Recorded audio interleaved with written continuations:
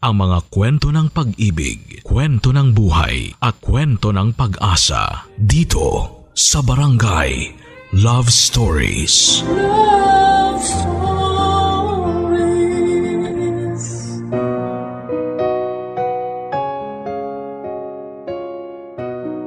Puppy love ang tawag sa pag-ibig na nararamdaman ng mga kabataan na first time pa lamang umibig. Minsan, ito ang klase ng pag-ibig na mahirap kalimutan at mahirap higitan. Ganon pa man, puppy love man o true love, isa lang ang maibibigay nitong aral sa taong sumugal sa pag-ibig.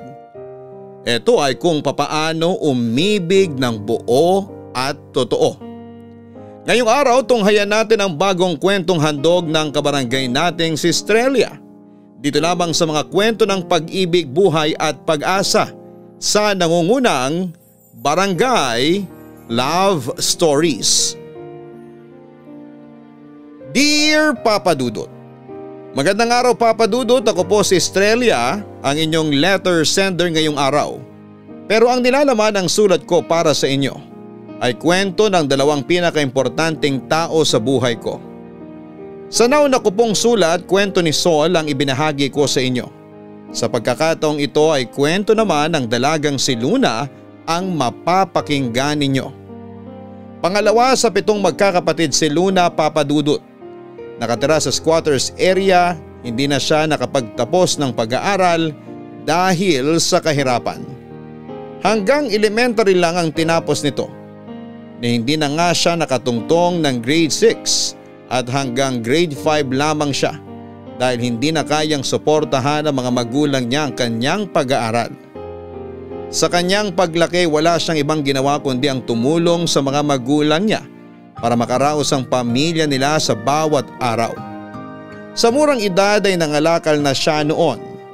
Pagsapit ng edad na 15 ay nagtrabaho siya sa gulayan.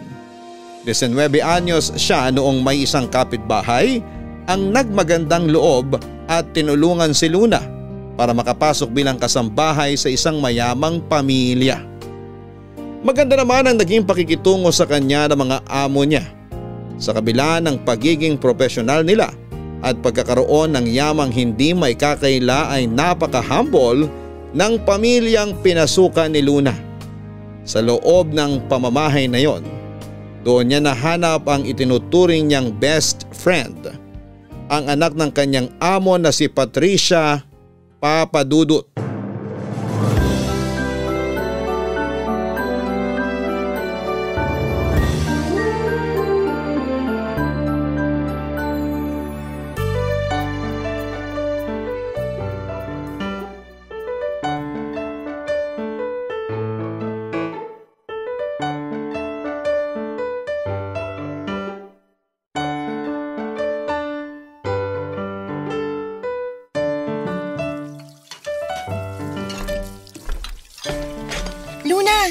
May ginagawa ka pa? Heto, naghuhugas ng pinggan. Bakit? Halika muna rito, may tatanong ako sa'yo. Sandali. Ano ba yun? Silipin mo yung lalaki sa labas. Saan? Ayun, yung kausap ni Papa. Bakit? Sino ba siya? Anak ng kumpare niya. Magkaedad lang yata kami. Anong masasabi mo sa kanya? Gwapo ba? Oo, gwapo naman. Maputi tsaka matangos ang ilong. Manliligaw mo? Hindi. Pero gwapo, di ba? Oo, bagay kayo. Ano sa tingin mo? Babaero ba? Mukhang hindi naman, no?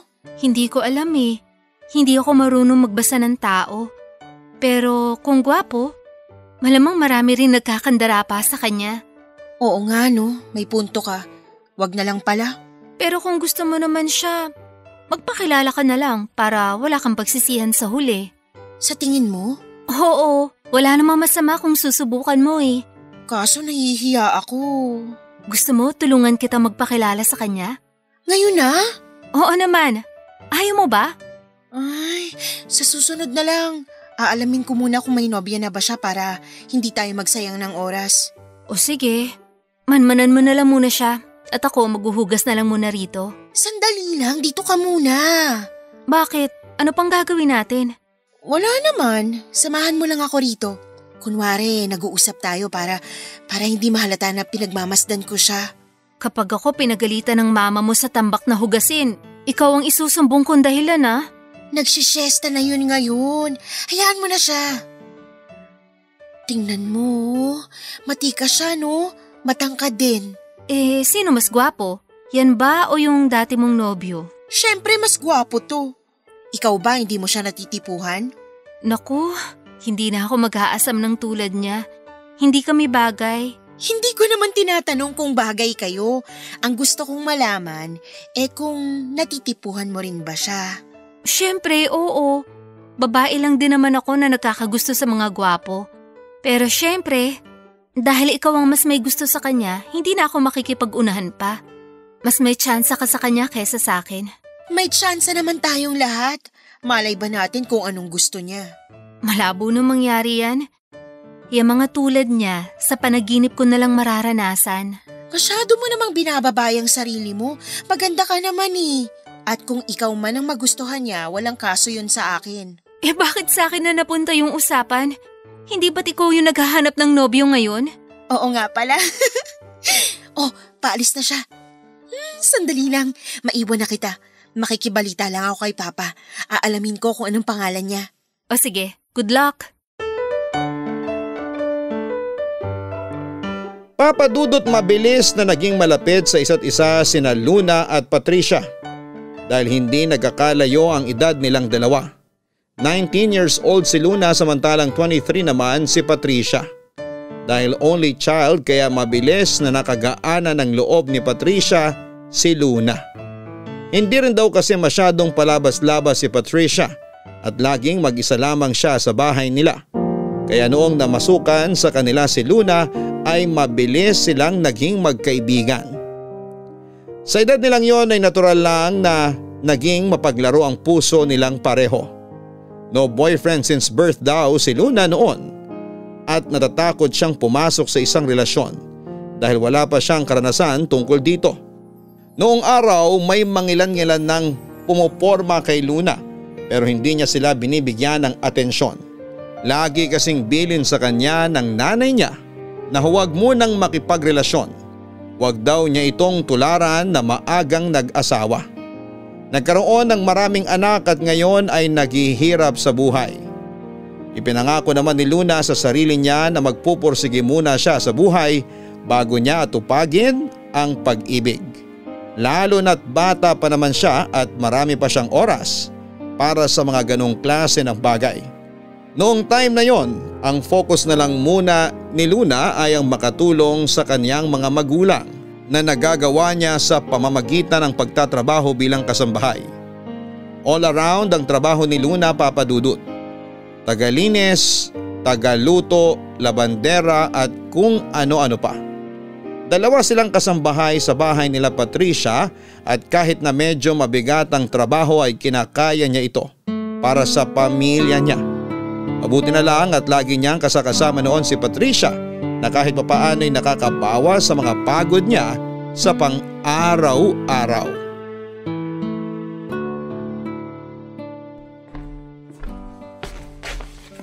Oh, Luna! Gising ka pa pala? Oo, inihahanda ko lang tong mga rekado para bukas. Anong oras na ba? 11:00 na. Gabi na pala. Kailangan ko nang tapusin to. May bisita yata ang mama mo kaya medyo madaming iluluto bukas. Oo nga. Bibisita rito yung mga amiga niya. Yun nga ang sabi niya. Bakit gising ka pa pala? Hindi ako makatulog Ayaw akong dalawin ng antok. Samahan mo na lang muna ako rito kung gusto mo. May tutulong ba ako? Itong patatas, balatan mo na lang tapos ilagay mo sa tubig. Sige, amin na yan. San kaya pwedeng maglakwatsa bukas? Bakit ka maglalakwatsa?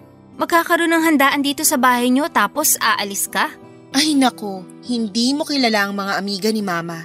Tsaka kung napuputaktihin na naman nila ako ng mga tanong tungkol sa dating nobyo ko. Matagal na kayo naghiwalay, di ba? Oo, 2 taon din kami nun. Kung kailan pinakilala ko na siya sa pamilya ko, saka naman kami naghiwalay. Bakit naman? Ano palang dahilan ba't kayo naghiwalay? Nagloko! Talaga? Paano mo naman nalaman? Nahuli ko mismo. Walang yang yun. Naturingan na teacher pero pumapatol sa estudyante. Ang lala naman yan. Mabuti na lang iniwan mo. Oo naman. Anong akala niya? Bibigyan ko siya ng pangalawang pagkakataon? Hindi na. Hindi ako mapagbigay sa mga taong manloloko. Tama nga naman. Eh ikaw, nagkaroon ka na ba ng nobyo?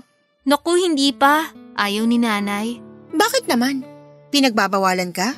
Hindi naman ako pinagbabawalan. Pero mas gusto niyang wag muna ako makipagrelasyon. Kasi nga, ayaw daw niya ako matulad sa kanya na maaga nagkaroon ng pamilya. Pero, paano kung may manligaw sa'yo? Hindi ko nalang pinapansin. May kapitbahay nga kami noon na nagpakita ng motibo sa akin. Kako sa kanya, wag muna kasi gusto ko munang tulungan ng mga magulang ko. Eh, ano bang tipo mo sa mga lalaki? Hindi naman ako tumitingin sa panlabas na anyo. Basta ba responsable at walang bisyo, pwede na sa akin yun. Siyempre dapat mahal din niya ako. Ako naman, gusto ko yung profesional. Ayoko sa tambay at palamunin. Tapos dapat gwapo rin. At higit sa lahat, tapat. Sigurado naman ako makakahanap ka ng lalaking tulad ng sinasabi mo. Maganda ka naman tsaka mayaman. Pero ang hirap ng makahanap ng tapat ngayon. Halos lahat yata ng lalaki manloloko na Hindi naman lahat. Yung papa mo ba, manloloko? Hindi naman, di ba? O sige, hindi lahat. Pero karamihan manloloko. Kaya nga ayoko rin makipagrelasyon pa Baka masayang lang ang oras ko, lalo na kapag natapat ako sa manloloko. Tama ka dyan sa sinabi mo.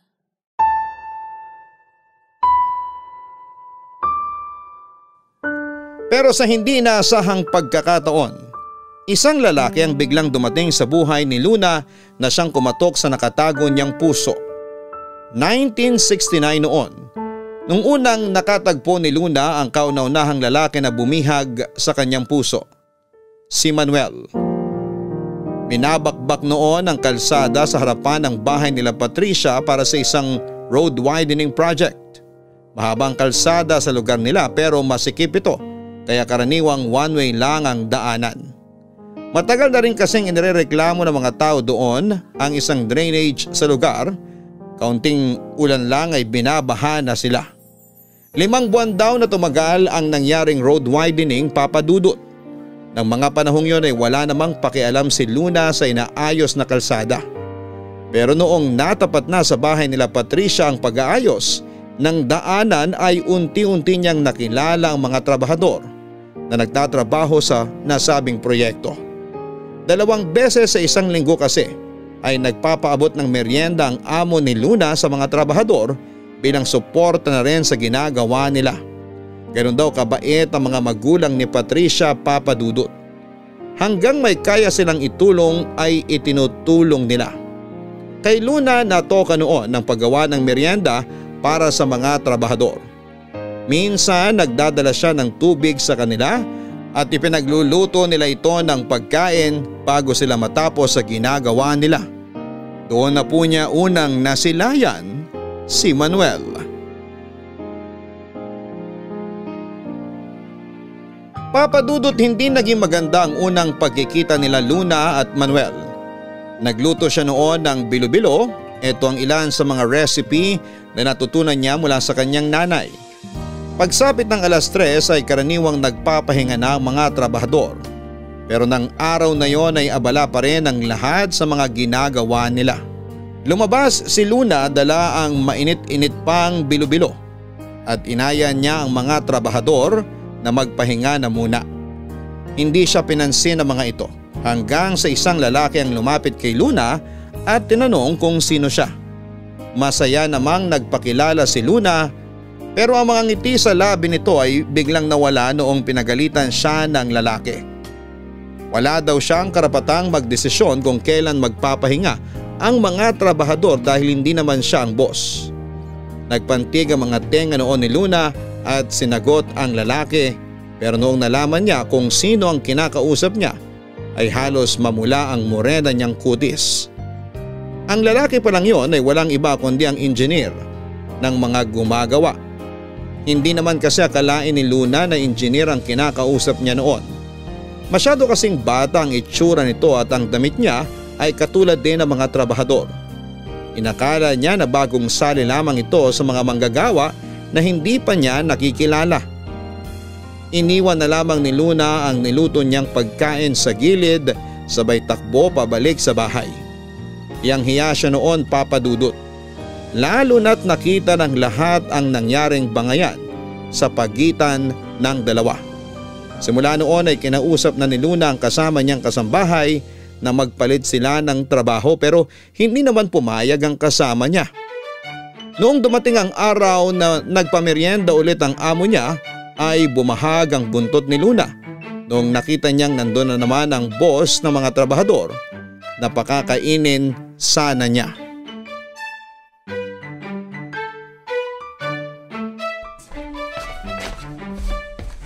Uy, Patricia. Tapos ka na sa niluluto mo? Oo, tapos na ako. Ano pang inaantay mo? Pakainin mo na yung mga trabahador. Samahan mo ko. Ano? Bakit? Ano ba yung niluto mo? Mabigat ba? Hindi naman, pero nahihiya kasi akong lumabas. Ba't ka naman nahihiya? Basta, samahan mo na ako. Ayoko. Nasa magandang parte na ako nitong binabasa kong libro. Pwede mo namang ituloy yan mamaya eh. Sige na, parang awa mo na, samahan mo na ako. Tingnan mo nga yung itsura mo, para kang batang takot na takot ah. Ano bang meron? Basta, halika na. Saglit lang naman to eh. Sabihin mo muna kung bakit dapat mas maganda yung dahilan mo kaysa dito sa binabasa ko ah. May iniiwasan kasi akong tao sa labas. Nakuha mo na yung interes ko. Sinong tao naman yung iniiwasan mo? Samahan mo ko sa labas para makilala mo. Sabihin mo na. May natitipuhan ka ba sa mga trabahador kaya ka nahihiyang lumabas? Wala ah. Bakit kung ganun? Sasamahan lang kita kapag nalaman ko ng rason kung bakit ayaw mong lumabas mag-isa. Nasa labas kasi yung engineer nila. Engineer? Oo. Nakasagutan ko kasi siya nung huli, kaya hanggat maaari, ayoko na magpakita pa sa kanya. Talaga? Ba't kayo nagkasagutan? Mahabang kwento. Sabihin mo na, bahala ka. Hindi kita sasamahan. Patricia naman eh. Nag-aantay ako. Ay, ganito yung nangyari. Inaya ko magmerienda yung mga trabahador kasi nga 3:00 na eh. Ganong oras naman talaga ako nagpapakain. Tapos? Tapos, bigla ko nilapitan ng isang lalaki. Pinagalitan niya ako kasi bakit daw ako nagdedesisyon para sa mga trabahador niya. Anong sinabi mo? Sinungitan ko siya. Sinabi ko sa kanya na dati na ako nagbibigay ng merienda sa kanila. Naisip ko na baka bago lang siya kaya hindi niya ako kilala. Tapos ano nangyari? Tapos nagpakilala siya sa akin. Siya pala yung engineer nila. Nakahanap ka na yata ng katapat mo ah. Sige, sasamahan kita. Talaga, sasamahan mo na ako. Salamat, Patricia. Hiyang-hiya talaga ako nung araw na yun eh. Oo, gusto kong makita tong engineer na tinutukoy mo. Ikaw mag-aabot ha? Doon lang ako sa likod mo. Sige, ako nang bahala sa'yo. Halika na, nasa kusina yung niluto ko. Abot-abot ang pasasalamat ni Luna kay Patricia noon dahil si Patricia ang humarap sa mga trabahador at sa engineer. Banana Q at juice ang inihanda niyang merienda noong araw na yon. Nagulat nga raw si Luna ng mga sandaling yon, Papa Dudut, dahil nung si Patricia na ang humarap sa kanila ay para bang napakabait ng engineer sa kanya. Nakangiti ito at nakipagbiruan pa. Kabaligtaran nito ang nangyari sa kanya na sinungitan siya nito noong una silang nagkita. Masungit, isnabero at istrikto, iyan daw ang unang impresyon ni Luna sa lalaki na kalaunan ay nalaman niyang Manuel ang pangalan mula kay Patricia. Dahil sa naunang nangyari ay hindi na naging maganda ang dugo ni Luna kay Manuel. Ang kinakainis pa niya noon ay araw-araw nang nagpupunta si Manuel sa site para bantayan ang mga trabahador niya na dati ay hindi naman niya ginagawa. Papadudot, hindi inaasahan noon ni Luna na magkakagusto si Patricia kay Manuel. Isang beses pa lamang silang nagkita noon pero na-impress na daw kaagad ang dalaga sa kanya.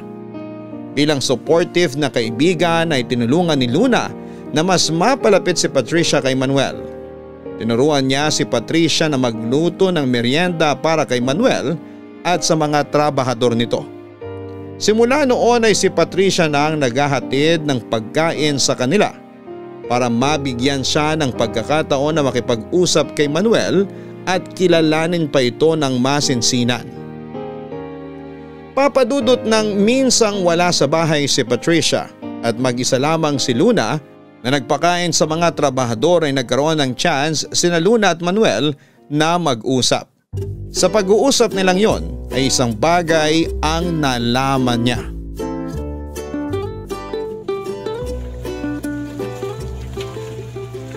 Ginoo, mawalang galang na, Ginoo.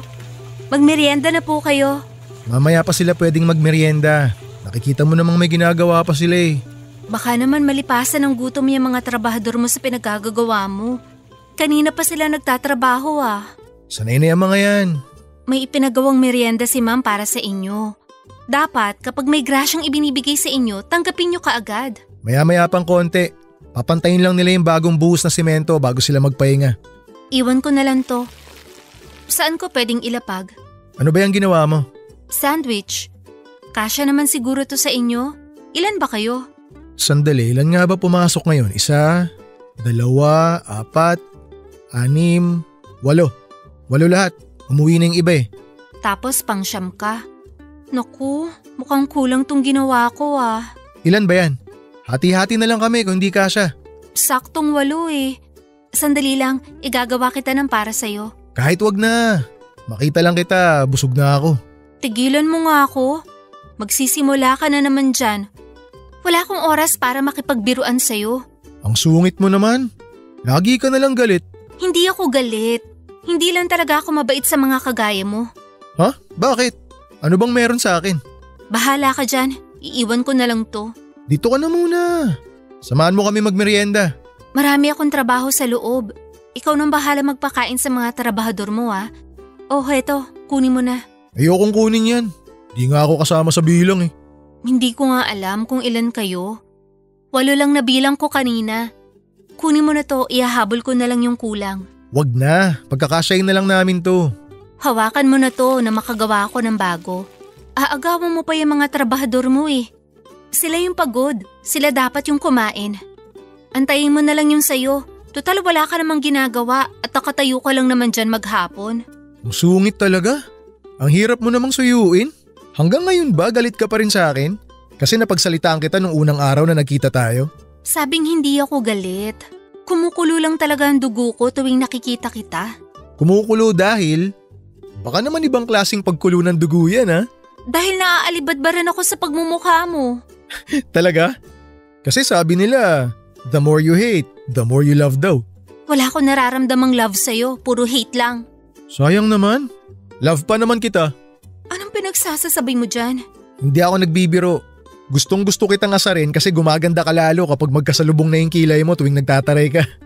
Alam mo, kung wala ka magawa sa buhay, wag mo kong idamay. Kung naghahanap ka ng kaharutan, hindi ako yun. Si Patricia ang kulitin mo kasi siya ang may gusto sa'yo. Ayaw ko sa kanya eh. Masyadong mabait. Ikaw yung gusto ko. Matapang. Tantanan mo nga ako. Makihati ka na lang dyan sa pagkain ginawa ko. Hindi na kita igagawa ng sandwich mo. Teka, alis ka na? Marami pa akong trabaho. Eh, paano yung sandwich ko? Gumawa ka ng sarili mo. Papadudot nung araw ay hindi raw habulin ang tulad ng mga itsura ni Luna. Morena kasi siya, sobrang payat at buhaghag ang mahaba nitong buhok.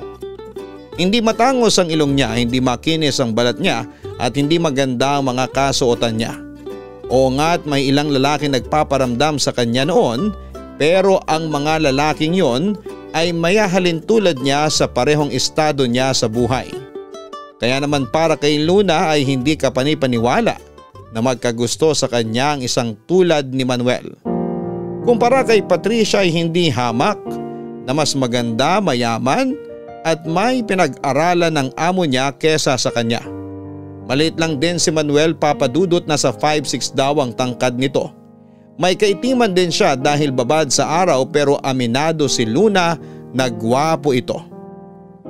Maganda kasi ang ngiti niya at parang araw na nagbibigay liwanag sa paligid kapag ipinakita nito ang mga mapuputi niyang ngipin at magkabilang dimples sa pisngi.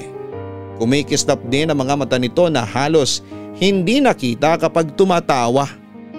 Pakiramdam noon ni Luna ay pinaglololoko lamang siya ni Manuel. Imposible raw na magkagusto sa kanya ang binata dahil lagi silang nagbabangayan tuwing nag-uusap sila. Kaya kahit noong sabihin sa kanya ni Manuel noon ay hindi ito pinaniwalaan ni Luna, lalo na't alam niyang may gusto sa kanya ang kaibigan niyang si Patricia. Papadudot ang problema raw kay Manuel ay mahilig itong makipagbiruan. Hirap tuloy si Luna na intindihin kung kailan ito nagbibiro at nagsasabi ng katotohanan. Matapos pang ilang beses na pakikipagsalamuha, ang dating impresyon ni Luna sa binata na masungit at isnabero ay napalitan na ng pagiging masiyahin at kengkoy. Hindi naman pala suplado si Manuel. Natsyempohan lang ni Luna ang binata na masama ang timpla ng araw na yon dahil nalaman pala niyang papetiks-petiks lang pala ang trabahador nila kaya matagal silang nakakatapos ng trabaho. Simula noon ay binantayan na ni Manuel ang mga trabahador niya at doon lang bumilis ang pag-aayos ng kalsada nila. Kalaunan sa hindi naasahang pagkakataon ay unti-unti ring nakabuo ng pagkagusto si Luna kay Manuel. Hindi man niya ito inaamin ay napapansin niya noon na lagi na siyang sumisilip sa labas para i-check kung anong ginagawa ni Manuel. Lagi lang itong nakatayo at nagmamasid habang ang dalawang kamay nito ay nakasukbit sa bewang nito. Tuwing nakikita niyang binata ay bumibilis ang tibok ng puso ni Luna at nakakaramdam daw siya ng excitement.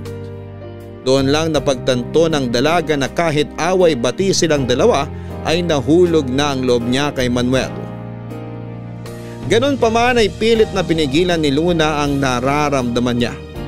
Alam kasi niya na gusto rin ni Patricia si Manuel at ayaw niyang magmukhang mang-aagaw. Isa pa ay mas mahalaga ang pagkakaibigan nila ni Patricia kesa sa nararamdaman niya kay Manuel. Kaya naman minabuti na lamang ni Luna na itago ang nararamdaman niya.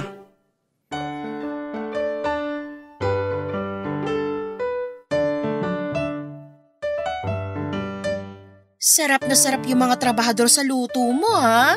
Oo nga eh. Ngayon lang ako nakapagluto ng ganon. Talaga? Ngayon ka lang nakapagluto ng lugaw?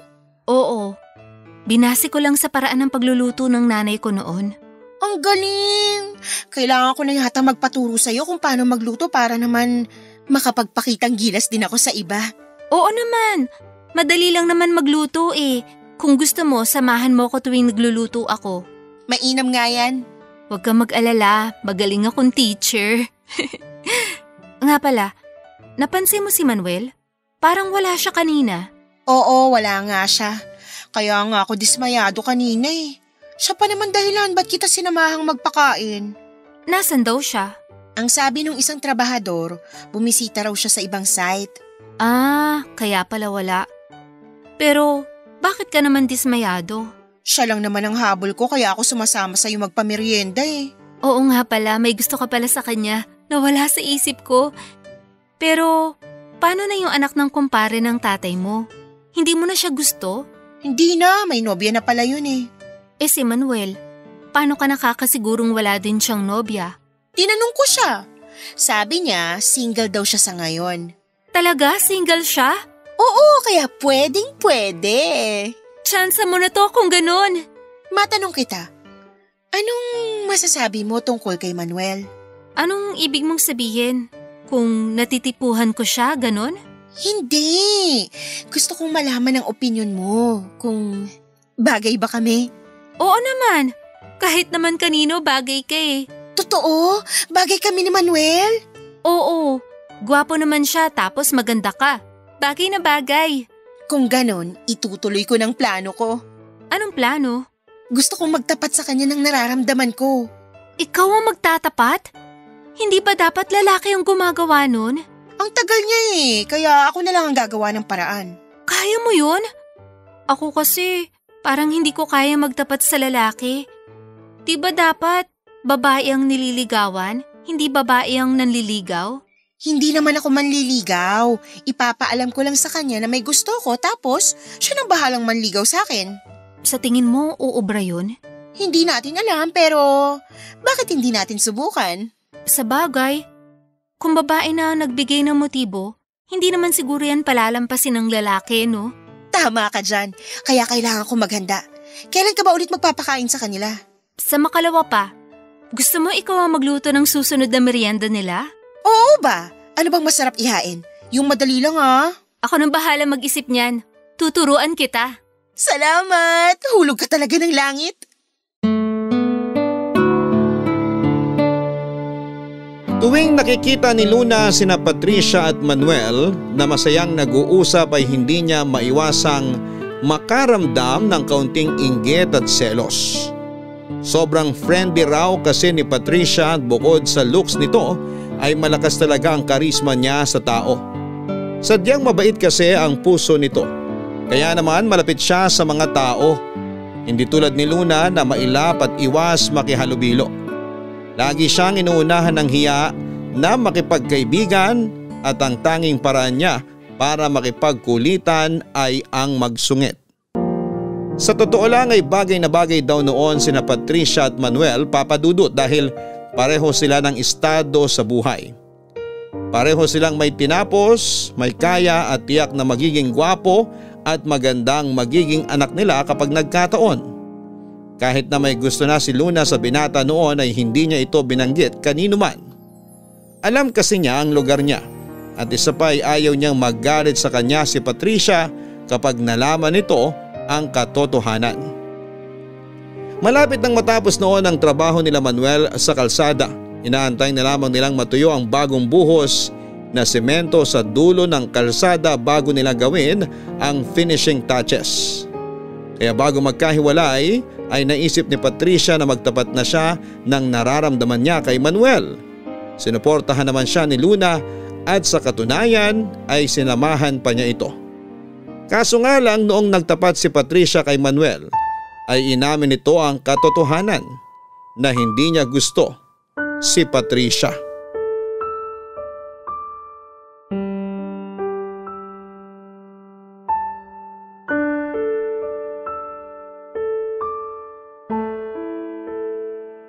Ay, pasensya ka na Patricia. Maganda ka, matalino, mayaman. Pero hindi talaga kita nakikita para maging kasintahan ko eh. Bakit naman? Oo nga, wala ka nang hahanapin pa. Na kay Patricia na lahat kung tutuusin. Ano bang hinahanap mo sa isang babae? Bakit hindi ako pwede? Hindi ko rin alam kung ano ba talaga hinahanap ko pero may nakilala kasi akong babae na natitipuhan ko ngayon. Pasensya ka na talaga ha. Kilala ko ba siya? Kung sasabihin ko bang oo, magagalit ka ba? Sino? Sabihin mo kung sino yung babaeng yun para malaman ko kung bakit mas gusto mo siya kaysa sa akin. Ayan, nakatayo sa tabi mo. Sino? Si Luna?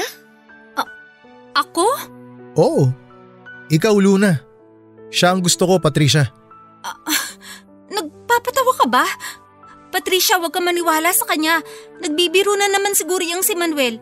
Hindi totoo yung lumalabas sa bibig niya. Ano namang nagustuhan mo kay Luna? Masungit, suplada, mataray pero maalaga, mabuti ang puso, marunong makibagay. Tumigil ka nga dyan, Manuel. Magseryoso ka naman kahit ngayon lang. Nagtatapat sa itong kaibigan ko tapos pinaglololoko mo lang kami? Sino ba kasing nagsabi na nakikipaglokohan ako? Seryoso ako, Luna. Ikaw nga ang gusto ko. Hindi ka kapanipaniwala. Bakit naman ayaw mong maniwala? Maiwan ko na kayo dyan. Kayo na lang munang dalawang mag-usap. Patricia, sandali! Pag-usapan niyo yan. Total, ikaw naman palang gusto niya. Patricia, antayin mo ako! Teka, Luna. Mag-usap muna tayo. Wala tayong pag-uusapan. Si Patricia ang kailangan mong kausapin, hindi ako. Nasabi ko na sa kanya ang gusto niyang malaman.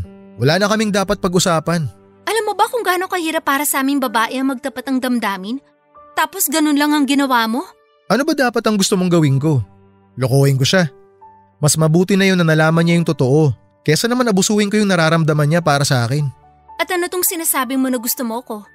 Kailangan mo ba talagang gawin yon para lang masabi mong hindi mo gusto si Patricia? Kailangan mo pa ba akong idamay? Totoo ang mga sinabi ko, Luna. Gusto kita.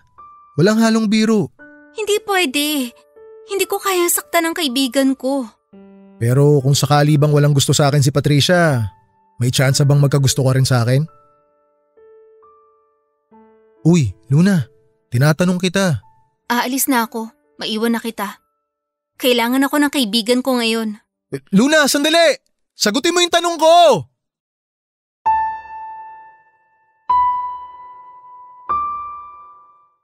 Noong nalaman ni Patricia na si Luna ang gusto ni Manuel ay kapansin-pansin ang paglayo ni Patricia dito. Nagmukmuk siya at umiwas sa dalaga. Dahil sa nangyari na inis si Luna kay Manuel, nagkatotoo na ang kinakatakutan niya at eto ay ang masirang pagkakaibigan nila ni Patricia. Parang kapatid na ang turingan nila sa isa't isa at ayaw ni Luna na masirang pagsasama nila dahil lamang sa isang lalaki. Pilit inassure ni Luna si Patricia na wala siyang gusto kay Manuel para kahit papaano'y gumaan ang loob nito. Pero kahit na anong gawin ni Luna ay nagbago ang pakikitungo ni Patricia sa kanya. Minabuti na lamang ni Luna noon na hayaan na lamang muna si Patricia na mapag-isa dahil baka mawalan pa siya ng trabaho dahil sa nangyari. Kahit papaano'y hindi naman apektado ang trabaho ni Luna, Papa Dudut.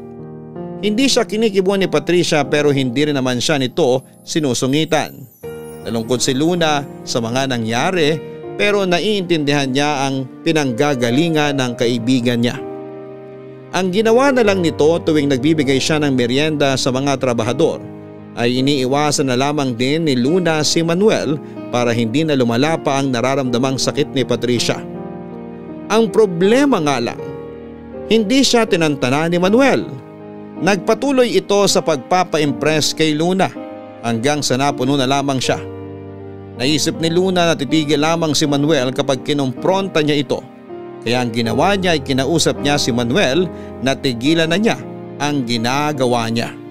Dahil malabo raw na magkagusto si Luna sa kanya kahit na ang totoo ay gusto naman talaga niya ang binata.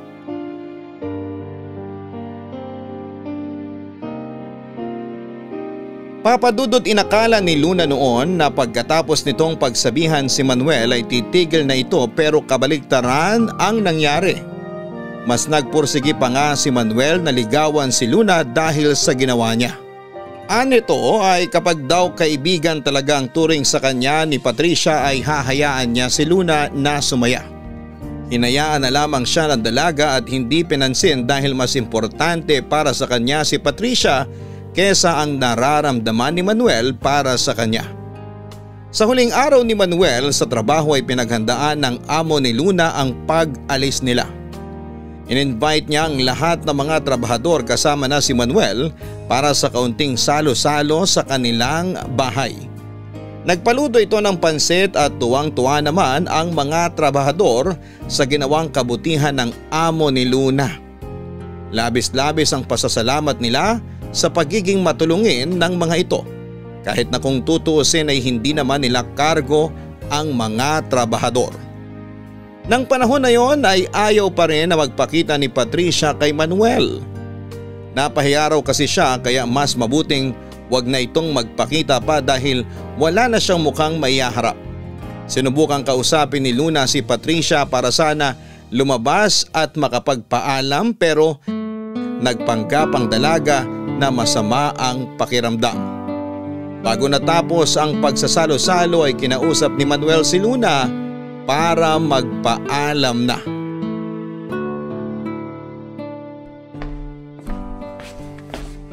Luna, alis na kami. Nasaan pala si Patricia? Hindi na siya nagpakita. Hindi pa raw maganda yung pakiramdam niya eh. Ay, iniiwasan pa rin niya siguro ako hanggang ngayon. Tinanggihan mo kasi. Di bale. Hindi niya na ako makikita pa kasi tapos na kami sa trabaho namin. Saan na kayo niyan? May bagong project na kaming sisimulan sa susunod na linggo. Agad-agad? Ang bilis naman. Marami kasing proyekto yung kumpanya namin ngayon. Mabuti naman. Paano ba yan? Wala na akong lulutuan kada linggo. Oo nga no. Ay, mamimiss daw nila yung mga meriendang ginagawa mo. Ganun talaga ang buhay. Walang permanente sa mundo. Luna, may gusto nga pala akong sabihin sa'yo. Ano? Huwag kang magagalit ha. Ano nga yun? Sabi ko huwag ka muna magagalit eh. Susungitan mo na naman kasi ako kapag sinabi ko to. Sige na, sabihin mo na. Hindi ako magsusungit. O eto na. Ang gusto ko lang talagang sabihin, seryoso ako sa mga sinabi ko sa'yo. Gusto talaga kitang ligawan. Manuel, sinabi ko na sa'yo. Hindi pwede. Bakit hindi pwede? Dahil ba kay Patricia? Oo. Alam naman natin pareho na gusto ka niya. Mas lalo lang siya masasaktan kapag nakita niyang nililigawan mo ko. Mas importante pa ba yung mararamdaman ng kaibigan mo kesa sa mismong kasiyahan mo? Oo, kasi mabait sila sa akin. Malaki na ang naitulong ng pamilya ni Patricia sa akin. Kaya kung maaari, ayoko makasakit ni isa sa kanila. Pero kung tunay na kaibigan ng turing ni Patricia sa'yo, hahayaan ka niya na maging masaya. Kaibigan din ang turing ko sa kanya. Kaya gusto ko rin siya maging masaya. Ay, ang hirap naman ng sitwasyon natin. Panigurado naman akong makakahanap ka pa dyan ng ibang babae na mas babagay sa'yo. Kung talagang ayaw mo, wala na akong magagawa. O paano? Magpapaalam na ako sa'yo. Maraming salamat ha. Maraming salamat din. Oh, ayan na pala si Patricia. Patricia! Balita ko aalis na raw kayo. Oo, tapos na kami. Maraming salamat sa handa ninyo ha. Sobrang nabusog kami. Walang anuman. Hindi na kayo babalik? Hindi na. Tapos na trabaho namin dito eh. Ganun ba? Oo. O paano? Sige na. Mauna na ako sa inyo ha. Maiwan ko na muna kayong dalawa. Hinihintay na ako ng mga kasama ko sa labas. Salamat ulit ha. Mag-ingat kayo. Hahayaan mo na lang ba siyang umalis? Ha? Si Manuel. Aalis na raw siya. Hahayaan mo na lang siyang umalis? Hindi kita maintindihan. Gusto ka niya, 'di ba? Oo, yun ang sabi niya. Ikaw, gusto mo ba siya? Ako? Hindi. Wala akong gusto kay Manuel. Huwag mo na akong isipin. Kung gusto mo rin si Manuel, malaya kang magkagusto sa kanya. Hindi kita pipigilan. Pero… Marami pang ibang lalaki dyan. Marami pa akong makikilala na bago. Marahil, hindi nga talaga para sa akin si Manuel kasi hindi natin alam. Para sa'yo pala siya, 'di ba? Kaya hanggat hindi pa sila nakakaalis, habulin mo na siya at sabihin mo na sa kanyang totoong nararamdaman mo. Patricia, salamat!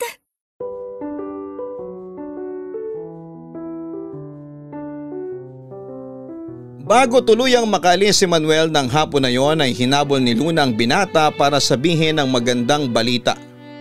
Doon din ay pumayag siyang magpaligaw na kay Manuel. Halos magkatalon sa tuwa si Manuel noong sa wakas ay umamin na rin si Luna. Dahil pumayag ang dalaga, kahit na wala ng trabaho si Manuel sa lugar nila Luna ay dumadayo pa rin ito sa bahay nila Patricia para ligawan si Luna. Noong panahong yon ay tanggap ni Patricia na si Luna talaga ang gusto ni Manuel. Sa katunayan ay naging supportive pangaraw siya sa dalawa. Maging ang mga magulang ni Patricia ay natuwa noong nalaman nilang may manliligaw na si Luna. Papadudot hindi nagtagal ay sinagot din ni Luna si Manuel. Alam niyang magkaiba ang estado nilang dalawa pero hindi ito naging hadlang sa pagkakaibigan ng binata at dalaga. Para kay Luna, si Manuel daw ang nagsilbing araw niya na siyang nagbigay ng liwanag sa mundo niya na pinapalibutan ng madilim na kahirapan. Salat man siya sa yaman, ang kawalan nito ay pinuna naman ni Manuel ng tunay na pagmamahal. At doon pa lang ay masaya na si Luna. Nung nalaman ng magulang ni Luna na may nobyo na siya ay hindi naman siya pinagbawalan ng mga ito. Pero pinagsabihan siya na mag-ingat lang. Naging masaya ang pagsasama ni Manuel at Luna. Isang buwan bago ang anniversary nila bilang magkasintahan ay isang sorpresa ang inihanda ni Manuel para kay Luna. Sa tulong ni Patricia ay naghanda sila ng maliit na salo-salo sa kanilang bahay para mag-celebrate ng kanilang 1 taon na pagsasama.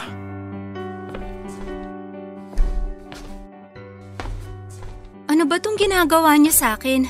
Basta, sumunod ka na lang. Huwag mong tatanggalin yung piring sa mata mo ha. Tulungan mo ko maglakad, baka madapa ako. Hindi ko pa naman nakikitang dinadaanan ko. Malapit na tayo.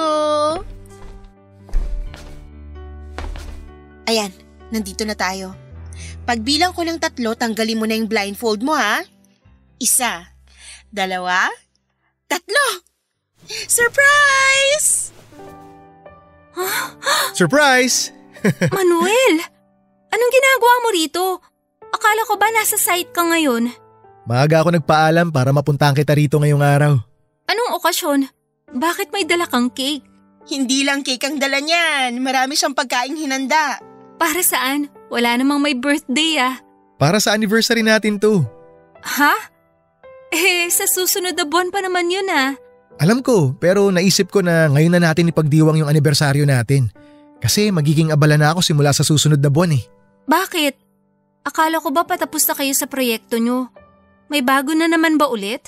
Ako ang sasalo sa iniwang project ng kasamahan kong engineer.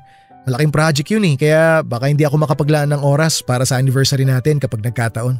Kaya ngayon na tayo magdiriwang. Ganun na nga. Oh, ano pang hinihintay mo?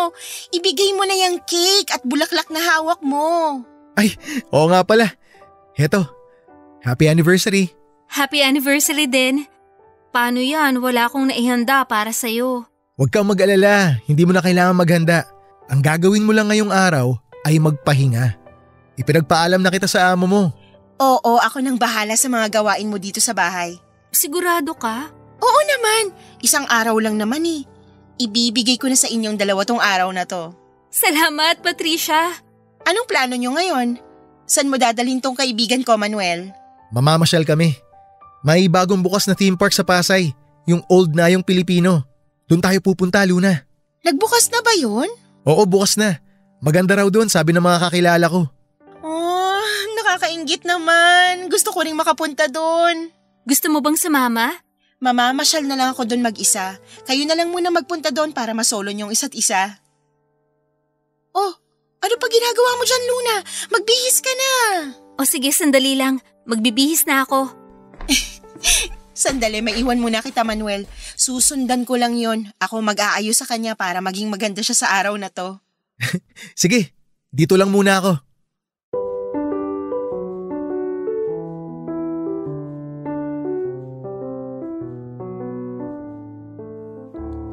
Sobrang saya ni Luna noong araw na yon, Papa Dudut. Pero hindi niya inakala na yun na rin pala ang huling araw na makakasama niya si Manuel. Ilang linggo matapos ang naging selebrasyon nila ay isang aksidente ang kinasangkutan ni Manuel.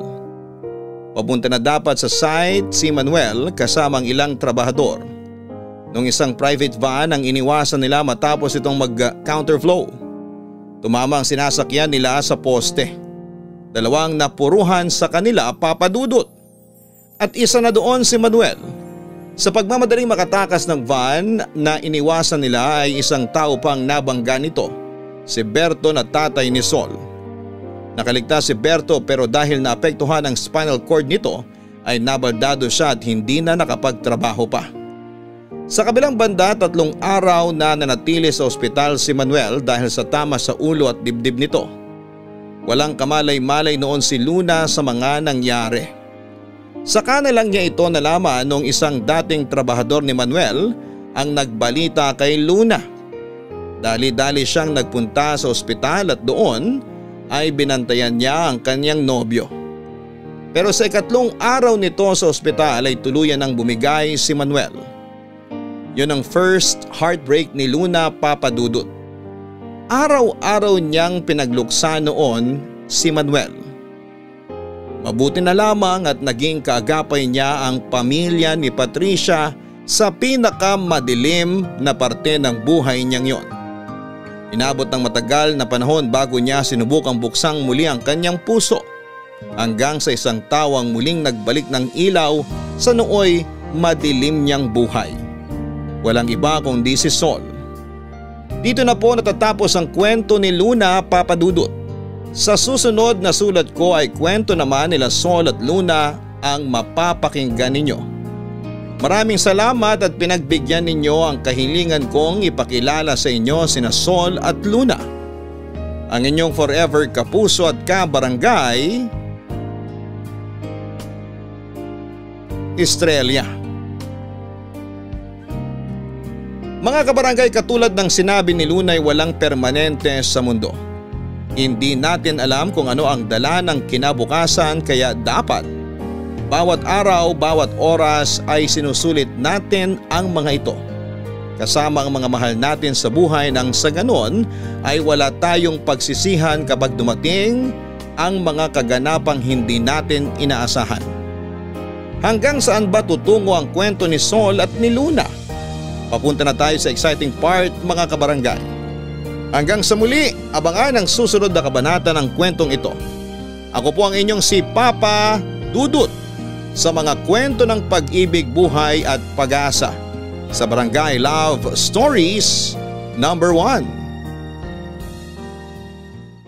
Sabay-sabay nating pakinggan ang iyong kwento ng pag-ibig, buhay at pag-asa. Ipadala lang sa barangaylovestories@yahoo.com. Nagustuhan ng iyong napakinggan? Ituloy yan via live stream sa www.gmanetwork.com/radio.